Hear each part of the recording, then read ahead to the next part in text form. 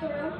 শ্ৰদ্ধাৰ বিহুমলীয়া ৰাইজসকল, বিচাৰক মণ্ডলী, পোনপ্ৰথমে আপোনালোকলৈ ৰঙালী বিহুৰ শুভেচ্ছা জ্ঞাপন কৰিছোঁ।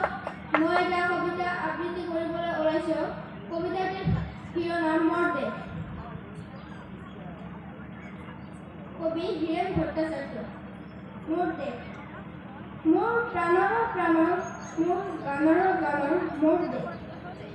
মোৰ প্ৰতিটো কামে, মোৰ প্ৰতিটো চিন্তাই এই দেশৰ বুকুত ৰচে সোণালী ভৱিষ্যতৰ যুগৰ।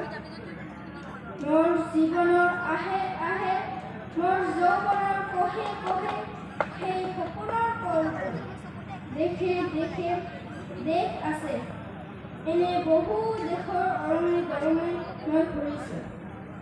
বহু বন্ধুৰ হাতে হাত ধৰি ফুৰিছোঁ। কেতিয়াবা সাগৰ পাৰত, কেতিয়াবা খেজুৰ তলত, নতুবা পাহাৰ তলিত খন্তেক জিৰাইছোঁ। বন্ধুৰ হাতে প্ৰাণ খুলি প্ৰাণৰ কথা পাতিছোঁ। তাৰ পিছত আকৌ আৰম্ভ কৰিছোঁ নতুন যাত্ৰা। ধন্যবাদ। অন্তিম গৰাকী